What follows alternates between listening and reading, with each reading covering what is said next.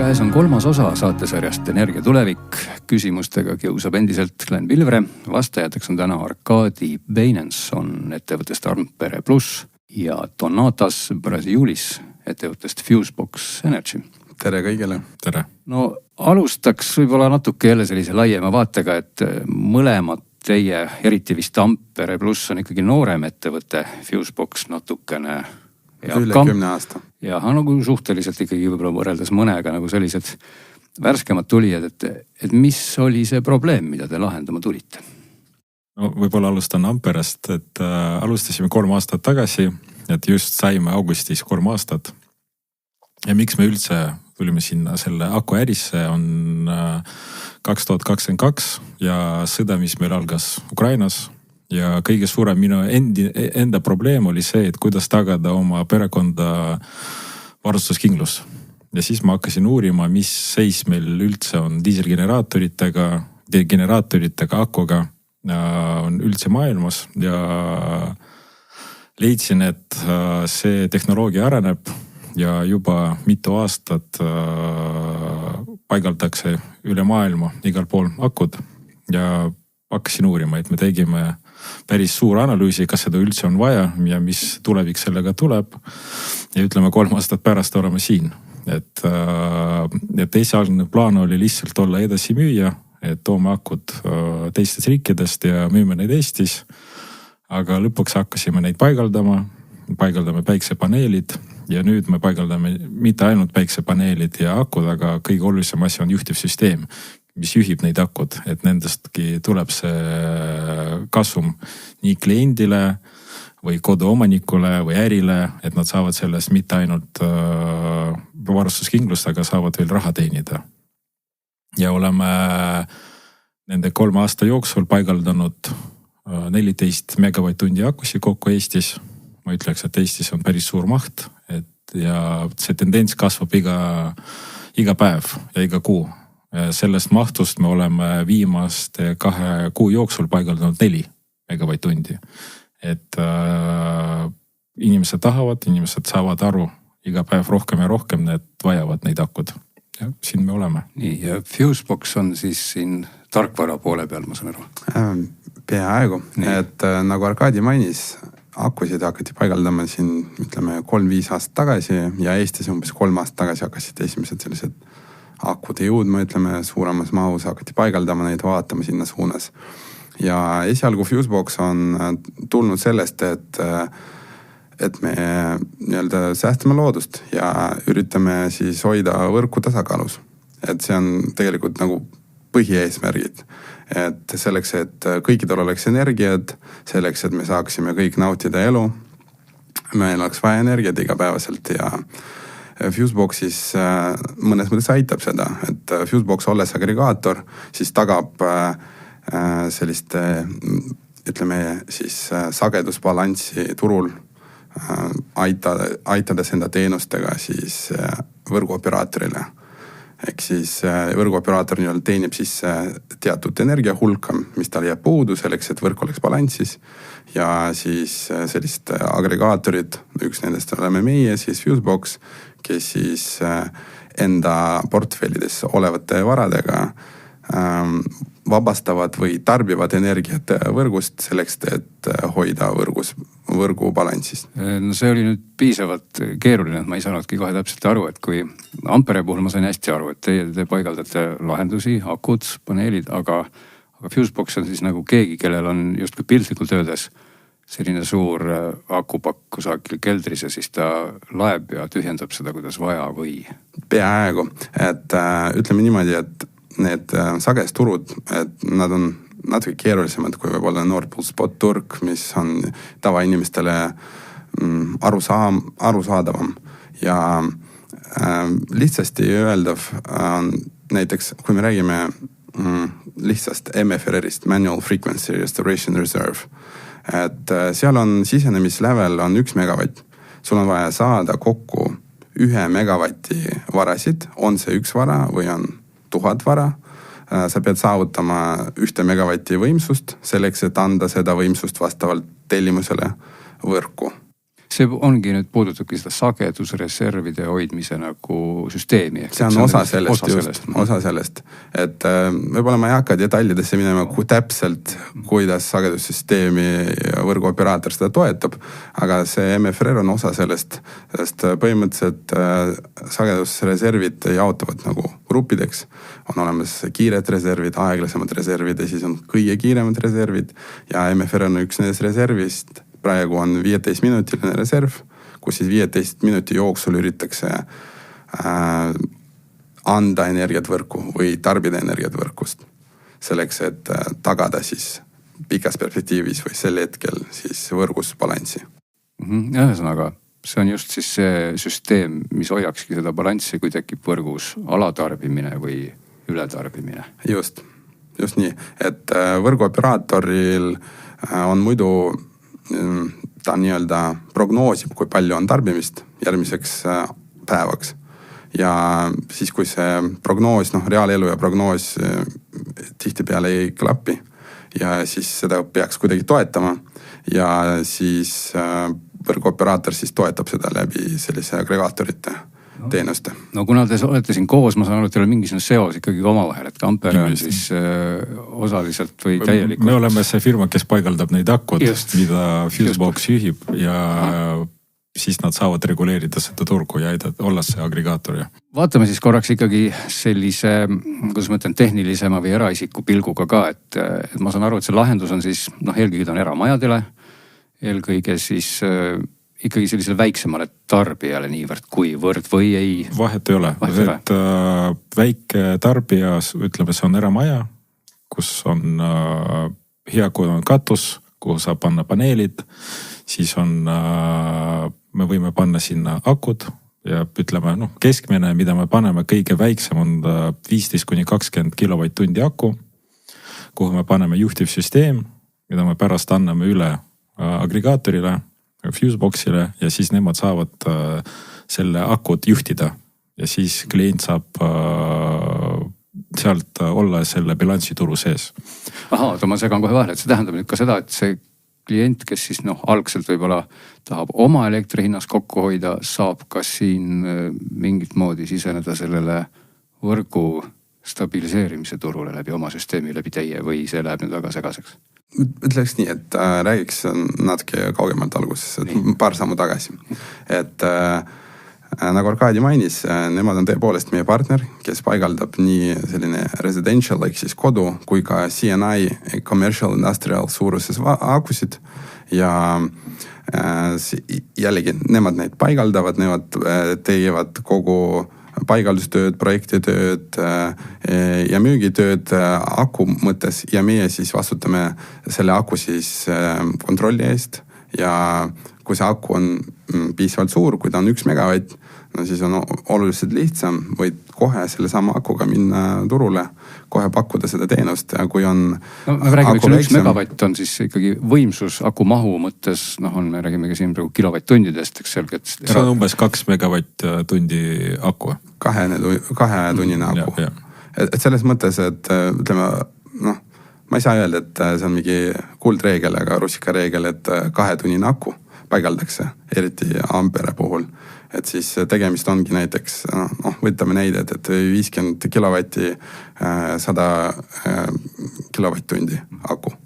Ja siis see on suurepärane, seda saab hästi juhtida ja me siis paneme need akud, mida nad paigaldavad kõik kokku, suureks selliseks pundiks ja siis need prekvalifitseerime ja hakkame kauplema siis sagedusturgudel. See on väga huvitav aspekt ja ma alguses selle peale üldse ei tulnudki, ma sain aru, et pigem on see nagu ainult eratarbija vaatest tasakaalustada seda võrku elektrihindade erinevusi, aga siis lisandub just nimelt see komponent, et tarbija võidab ka sealt siis ma saan aru täiesti nagu rahaliselt või kuidas see tema vaatest välja näeb? See on tingitud, kui suur tal tarbimine on ja kui suur tal see akuvara on, sest mida suurem, seda suurem tõenäosus, et ta saab nagu teenida kohe kasumi selle pealt ja kui ta paigaldab ainult nii suure, et katta enda tarbimist, siis võime rääkida pigem säästust elektriarve pealt, kui lisatulust. Kuigi mõned kuud on eriti hiljuti olnud nii tulusad, et võib ka rääkida väiksemate akude puhul lisatulust. Aga saad siinkohal tuua äkki täitsa selliseid numbrilisi näiteid ka, et mis need kõikumised peaksid olema, mis need mahud peaksid olema, mida ma võin säästa või mida ma võin lausa siis teenida? Võib-olla ma väga süvitsi ei läheks numbrite sisse, sest see numbrid on niimoodi, et kõik, kes räägivad neid avalikult välja, siis seal on nagu suur disclaimer, et tegemist on akuga, mis seisab üksinda keset põldu, mitte midagi tagal tal ei ole, liitumispunkt on piisavalt suur, sul on täielik kontroll tema üle, mitte mingid erilisi reeglid talle kaetud ei ole. Ja siis võib rääkida mingisugusest maksimaalsest tulust, mida see akuga on võimalik teenida. Kohaselt, kui tulevad mängud igasugused oma tarbimise katmised ja mingisugused erireeglid, liitumispunkti piirangud ja nii edasi, kõik need aspektid oluliselt piiravad aku tulusust. Ja seetõttu ma võib-olla ei hakkaks nimetama need lihtsalt panevad numbrid, et kõikidel tekiks ülevaade, et see ongi kõige parem tulunumber ja siime sinna. Aga me räägime ikkagi oluliselt, ütleme niimoodi, et see vähendab sinu aku siis return of investment või siis payback time või siis sellist nagu tasuvust.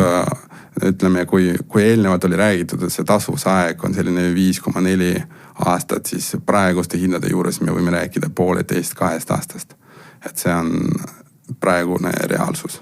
No sinna ma tahtsingi natukene jõuda, et sa mainisid ka ennem, Arkadi, et sa tegid selliseid arvutusi ja tabeleid, kui sa hakkasid enda tarbeks seda süsteemi ehitama, et milleni sa seal selles mõttes jõudsid, et kuidas see, et kui oledki täna olukorras, ma plaaniks siis omale sellist elektrilahendust, vaatan elektrihindasid, palju ma peaksin justkui tarbima, et see üldse hakkaks siis muutuma minu jaoks selliseks säästuks või ei ole see üldse oluline või kuidas pidi see matemaatika tuleviku vaates välja näeb, kui me vaatame ka selle süsteemide maksumuse ja kõik selle kokku paneme? No kui me võtame eraisik, kellel on eramaja, et ta tahab endale panna päiksepaneelid ja aku, võtame keskmiselt, et ta paneb katusele 15 kilovatti võimsusega päiksepaneelid ja paneb endale 20–30 kilovatti inverter ja aku, ütleme 20–40 kilovatt-tundi aku. Et see on selline, kui ma võtan, et me oleme teinud 3 aasta jooksul natukene üle 500 paigaldust, et see on selline keskmine paigaldus, mis meil tuleb erakliendi puhul. Ja varem see klient oli, kui tal on keskmine tarbimine, tal on eramaja 150 ruutmeetrit, et kui tal on 15–20 kilovatti aku, ta ise tarbib seda akut. Ta laeb, ütleme, kui on suvel, ta võib laadida neid akud täis akuga ja siis, kui ta tuleb koju, siis ta tarbib akust. Selles mõttes päiksepaneeliga. Ja päiksepaneelidest, ja õhtul siis ta tarbib seda kõik, mis ta... Selle suvepäeval sellise siis 15–20 kilovatt-tundi täiesti piisab, et täita ära akud.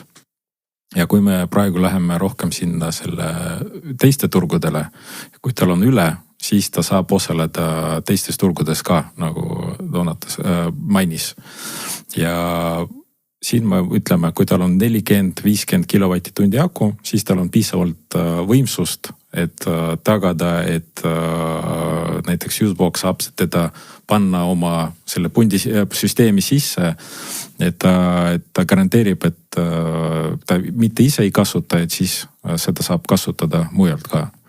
Ja kui me vaatame seda tasuvust, kui me numbritest ei räägi, mina ütleks nii, et 3 aastat tagasi, kuna akud olid päris kallid, ma ütleks, nad olid 50–60% kallim, kui nad on praegu. No mis see praegu, kui see sama akupaki mahud või need kodulahenduse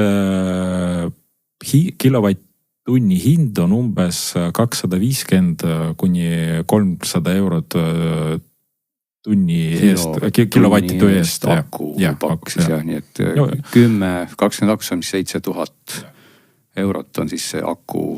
Ja see lahendus koos projektiga, koos päiksepaneelidega, kui me võtame eramaja 150 ruutmeetrit, see on praegu 13–16 000 eurot. See on selline keskmine hind praegu. see tuleb jälle, mitu paneelit tal tuleb, kas 15-20 kilovatti, millised akud tal tulevad, kas ta tahab võimsat inverterit või mitte, kas ta tahab ainult 15 kilovatt-tundi aku või ta tahab rohkem. Et see keskmine hind tuleb 13-16 000. Neid kliendid, kes näiteks said KredExit endale ja said seal toetust, nende tasuvus on praegu on väga kiire ja et väga kiiresti saavad oma raha tagasi. Aga keskmiselt me näeme praegu, et see on 2-4 aastat on see, kui kiiresti saab oma raha tagasi ja pärast see aku töötab tema kasuks, et ta teenib sealt raha iga kuu. Kas selle aku puhul on ka rääkida, tuleb tasuvusest, aga ütleme nagu vastupidavusest ajas ka mingil määral, et me teame, et elektriautode puhul kõik hirmsasti kardavad, et peale mingit aastat kohe tuleb kõik maha kanda ja ära vahetada kalli raha eest, et kas ka nende koduste akude puhul on selline piir kusagil, kust ma pean terve selle akupaki ikkagi välja vahetama? Ja, seal on kaks aspekti, mida on vaja vaadata, on tsüklid ja aastade, ütleme 10 aastat on see akude eluaeg, mida ütlevad tootjad. Ja ütleme jälle, siin aastade jooksul, et kui me alustasime selle äriga, see oli 4-6 000 tsüklit, nüüd see on siis aasta aega tagasi see oli 6 000 tsüklit, nüüd see on juba 8 000 tsüklit, et see tehnoloogia areneb ka. Et viimased kodulahendused, mida me müüme, seal on juba 8 000 tsüklit garanteeritud tootja poolt. See tähendab seda, et ta saab seda väga tihti kasutada seda aku. Ta saab seda kindlasti 10 aastat miinimum see aku töötab. Ja ma arvan, et selle aku eluaeg on üldse kuni 15 aastat. Ja nad tulevad, kõik need akud tulevad moodulid, nad on moodulitest ja kindlasti neid moodulid saab ka ära vahetada tulevikus. Kas akukeemia tüüp, mis tüüpi see on, et võib-olla on liiga tehniline, aga samal ajal, kes akudega vähegi kokku on puutunud, võib-olla see ütleb neile ka midagi, et on see selline nii-öelda tavaline liitium-ion aku või midagi erilisemat? Ta on liitium PO4, see on liitium iron phosphate. Ta on raudfosfaataku. See on iseenesest ju lollikindel aku. Ja see ei ole sama aku, mis meil on telefonis.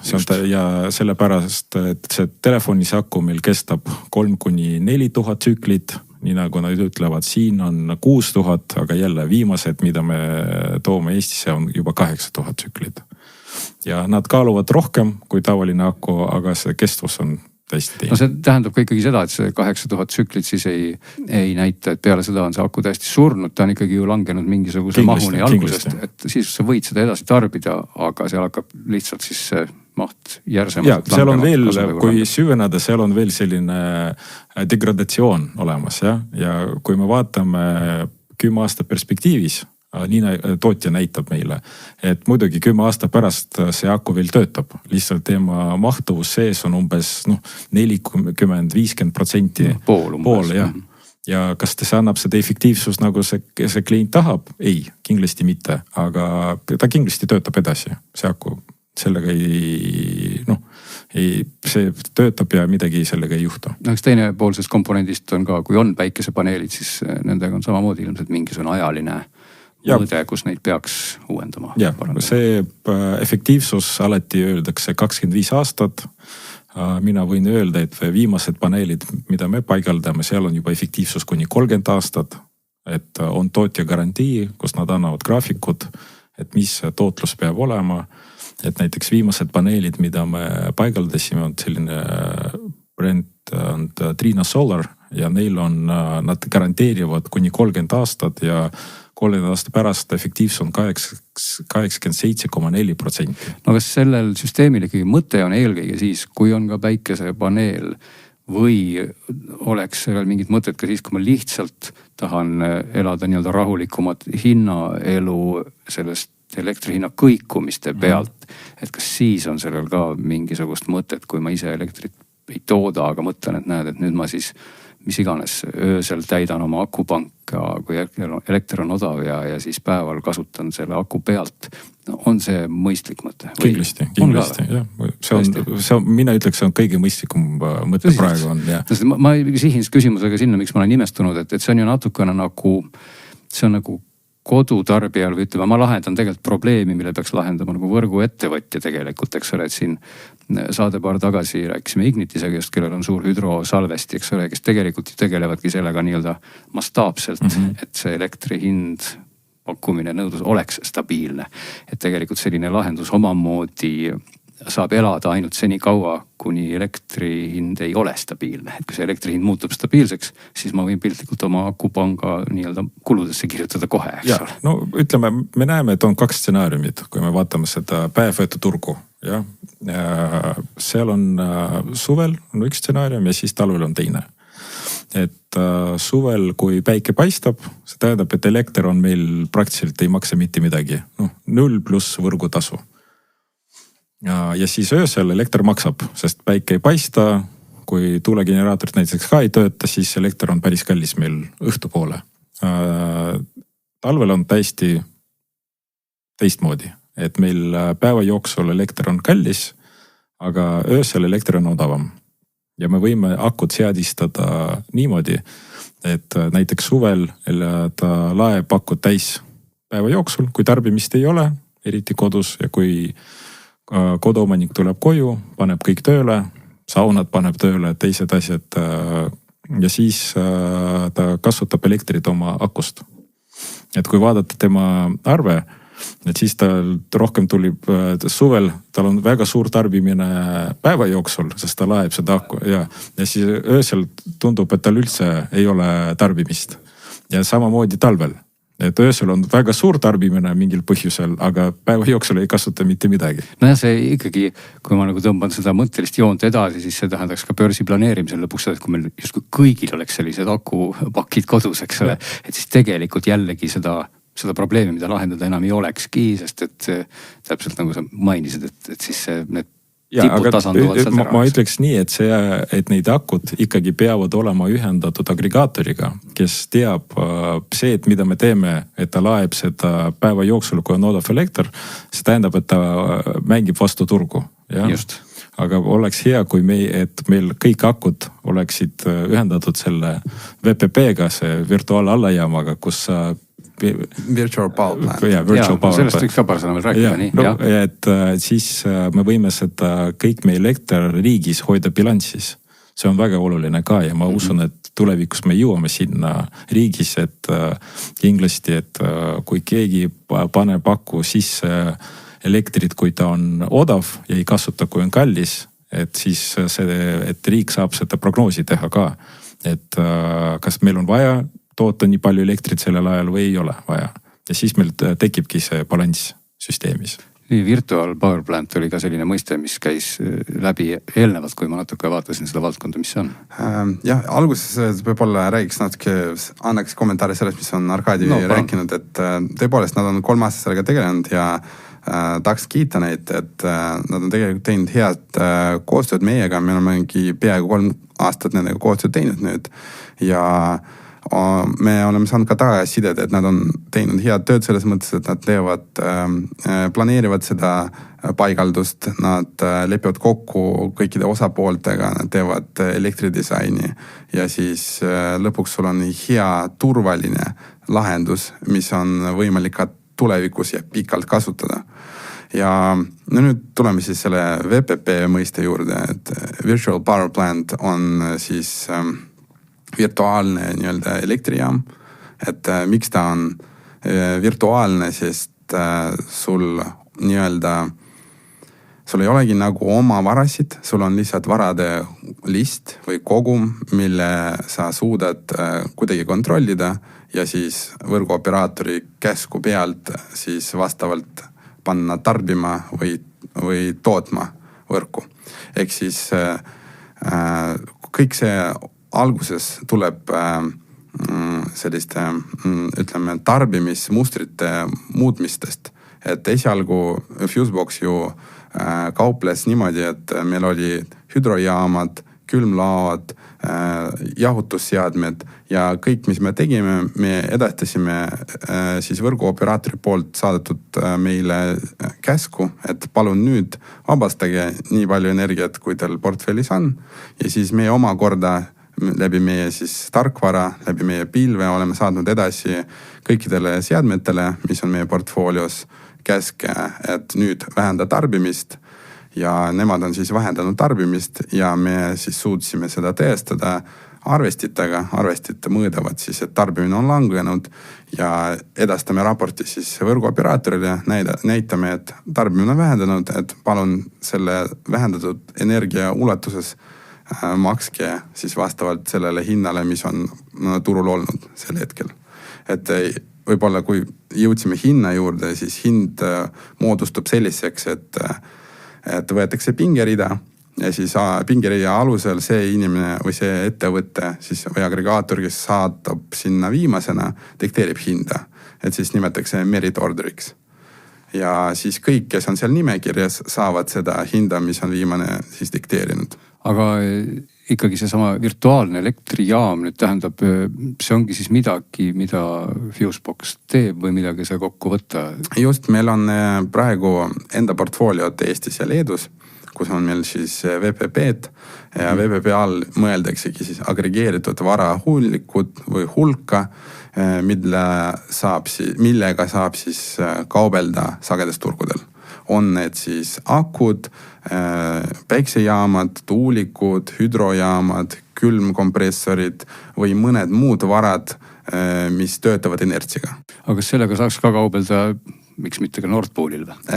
Ikka saab. Selles mõttes, et Nord Pooli alusel, kui sa kaupled, jõuame ka sellele jutule ka, mis on Arkadi rääkinud, et inimesed on, seal on 2 mustrit, üks on nii-öelda talveloogika ja teine on suveloogika. Ja siis sa saad tõepoolest optimeerida enda tarbimist, nihutades tarbimismustrit teistele nagu MTU-dele, on siin market time unitile, nii-öelda, kus siis hakatakse, sa otsustasid, et sa ei pese pesu praegu, sa pesed tund aega hiljem, sa juba sellega säästsid, eks ole. Või siis sa otsustasid mitte minna sauna praegusel kallil tunnil, lähed järgmisel, juba sellega sa säästsid. Aga nüüd kujuta ette, et sa selle sama varaga saad ka lisaks, sul makstakse nagu peale. Ehk siis sa näiteks, teoorias on ka võimalik, kui sul on olemas hästi palju, võtamegi saunakerised, näiteks nad tarbivad palju, kui sul on olemas saunakeriseid kokku 1 megavatti võrra ja sa suudad signaali peal neid sisse või välja lülitada korraga.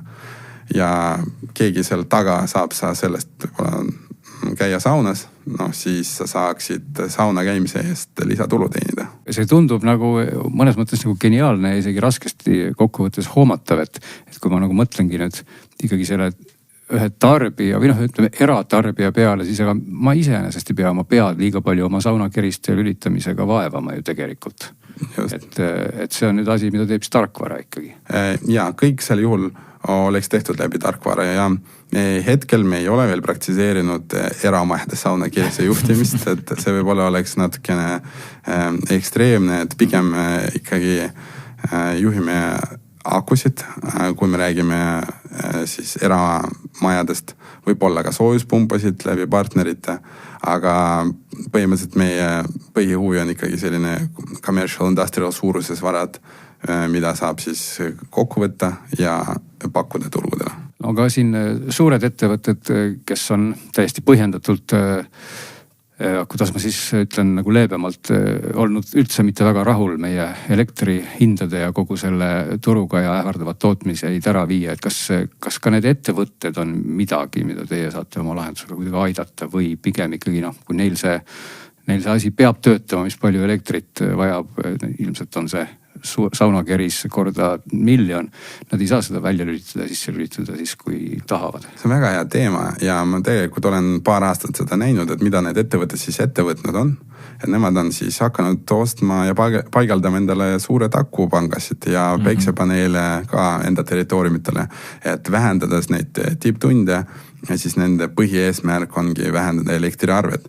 Ja mõned isegi üritavad nii-öelda uuesti ratast teha, selles mõttes, et teevad mingeid oma optimeerimist algoritme. Ma ei tea, miks, sest turgudel on olemas lahendused. Lõpuks on kõik nagu raha tegelikult, ega siis nemad loevad ka raha, et mis oleks ikkagi tulusam, et kui on vaja väga palju investeerida, siis tundub see ka.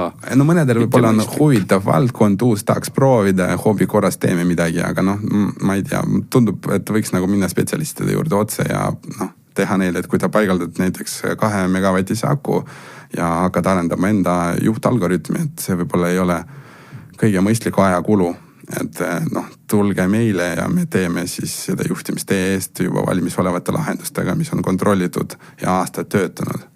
Et võime nii-öelda katta teie oma tarbimist, aga samas arvestades praegusi hindu, hästi paljad ka koduomanikud on öelnud, et neid enam ei huvita see enda tarbimine, nad tahavad lihtsalt nagu nähtes neid sagedusturu hindu, nad lihtsalt tahavad osaleda sagedusturul.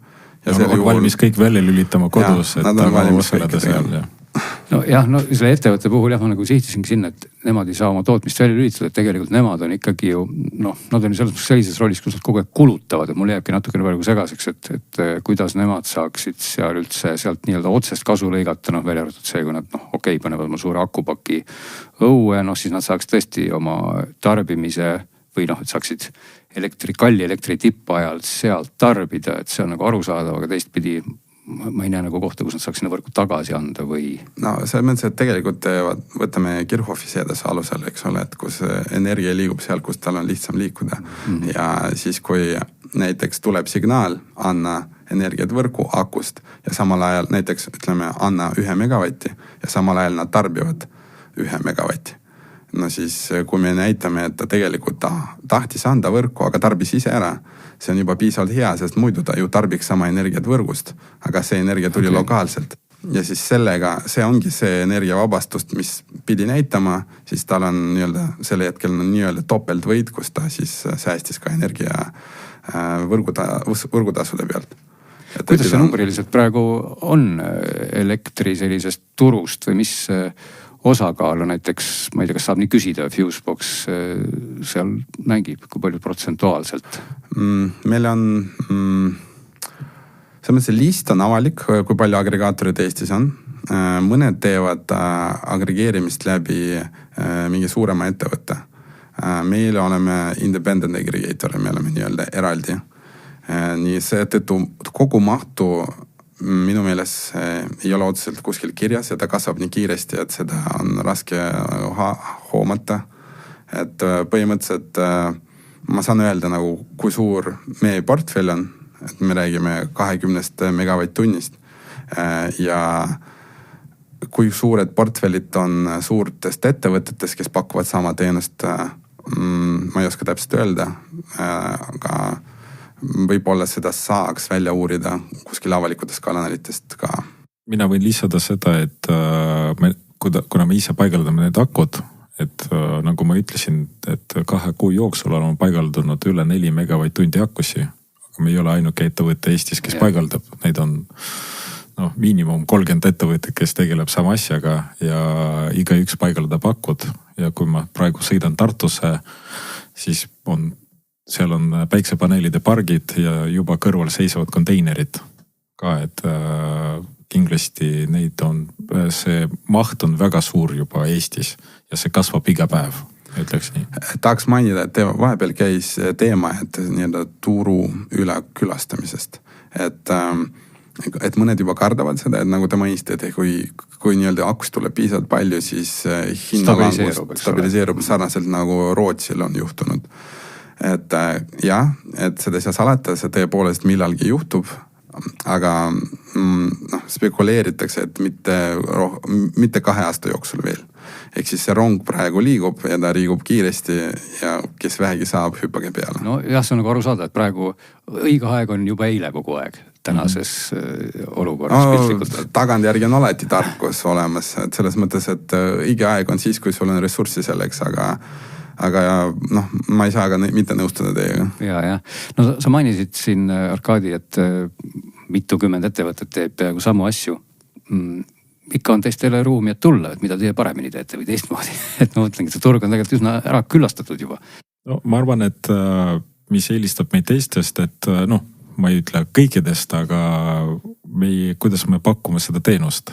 Et mul on oluline, et me oleme kliendiga tema mõttest siiamaani, kui ta hakkab raha teenima. Ja sellepärast me projekteerime, me paigaldame, me teeme kõik ehitusloa dokumentatsioon kliendile, me aitame talle prognoseerida, mida ta võidab nende akkudega, kuidas see süsteem aitab tema äri või kodulahendust, kui palju ta raha võib eeldatavasti säästa või teenida sellest. Ja meie väga hea ja suur koostööpartner on Fusebox, kes aitab meile seda moduleerida, seda tulemust.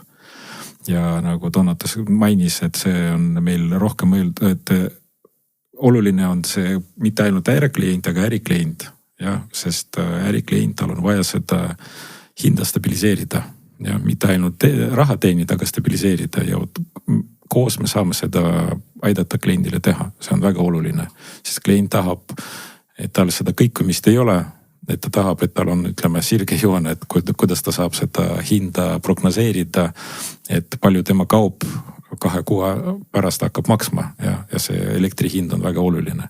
Ja sama on muidugi eraklientidega, aga noh, ärikliendid on kõige suurem,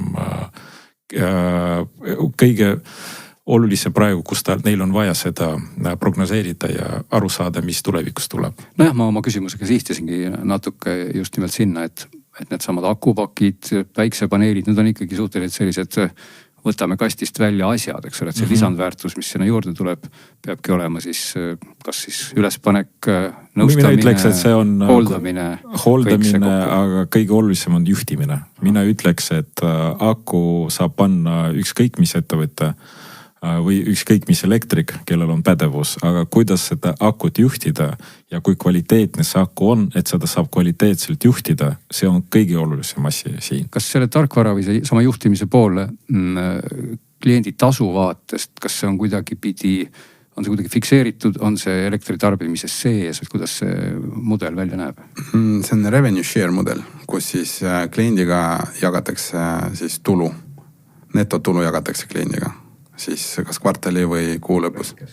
Nii et klient ikkagi oma elektri eest nii-öelda maksab eraldi, see on eraldi arvestus ja siis teine arvestus on siis see, mis juhtub läbi Fuseboxi. Just niimoodi, et sest klient maksab siis arvet enda elektri eest eraldi ja siis meile maksab siis võrguoperaator kogu tulu esialgu ja siis vastavalt lepingule me siis jagame need tulud edasi vastavalt siis partneritele ja partneritest kliendidele või siis otse kliendidele, sõltub, mis koostöömudel meil on.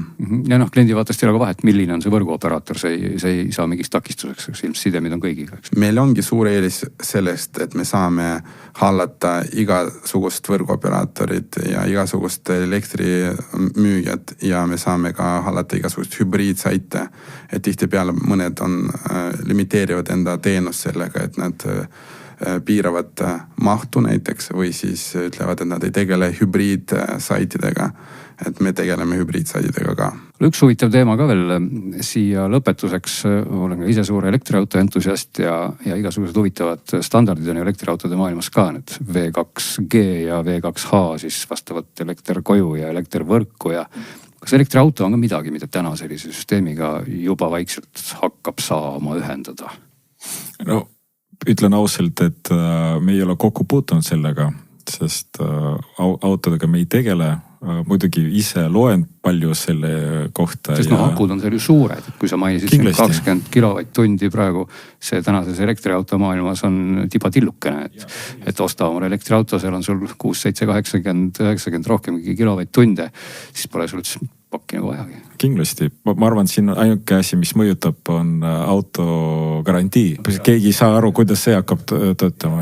Võin öelda siia selgises vahel, et ta on ka autodel, millel see võimekus ongi see tegelikult juba piiratud. Ja mul endal on elektriauto ja 84 kilovatt-tundi aku. Muidugi oleks hea laadida seda tööl ja kasutada seda kodus. Jah, ja ma mõtlengi, et kas see sama, aga see standard ikkagi, kas või see sama V2G, eks ole, siis vehicle to grid või ka kodutarbimiseks, et kas see võiks mingisugusel hetkel integreeruda selle sama võrguga või noh, kui kaugel me täna reaalsusest oleme, et ma saan aru, et seal kusagil Aasia pool ikkagi on need päriselt kasutuses ka, et autod pannakse nii-öelda juhtme otsa ja siis nad kogu selle süsteemiga ühilduvad. Ma saan kommenteerida, et meil on teinud pilootprojekte, kus me oleme siis kasutanud nii-öelda, võtnud autot nii-öelda akuna lihtsalt ratastel, põhimõtteliselt kui ta seisab seal, siis teda saab võtta lihtsalt akuna. Aga meil on olemas ka koostööpartnerid, kes teevad sellist juhtimist, mis siis nagu võtab objekti kõik varad kokku ja siis samamoodi osaleb reguleerimisturgudel. Ehk siis mõnede puhul me täitsa teame, et seal on olemas nii-öelda aku või elektriautolaadja ja siis tõenäoliselt osa energiast liigub siis see, mis liigub läbi liitmispunkti, on tulnud sellest. Ja noh, see on lubatud.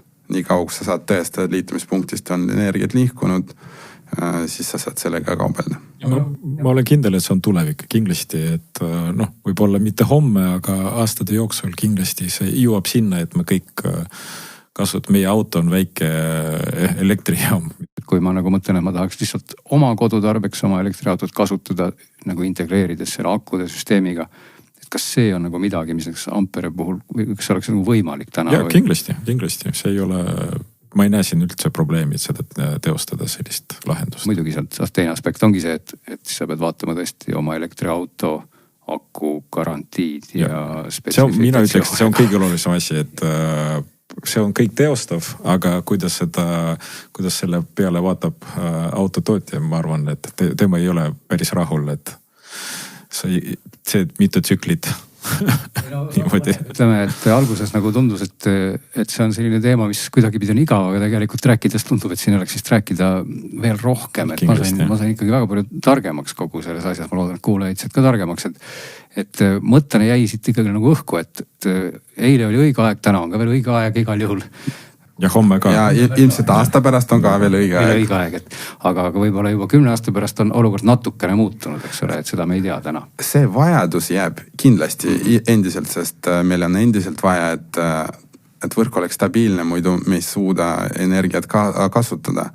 Aga kas see on nii tulus? No see on juba teine küsimus. Paradoksaalsel kombel see ongi niimoodi, et me praegu tegelikult võidamegi sellest, et seda võrku stabiliseerida, selle arvelt siis, kes siis teenib või säästab, aga lõpuks, kui see pilt oleks ideaalne, noh siis meil on nagu, kuidas ma ütlen, võrrelda näiteks nii, et kui on tuletõrjujad ja ükski maja enam ei põle, siis tuletõrjujatel on suhteliselt igav, eks ole, et see on natuke see sama nüanss tuleb siit välja. Igatahes väga tore, Ampere plussist oli meil Arkadi Beinenson ja Donatas Brasiulis Fuseboxist. Aitäh! Energia tulevik.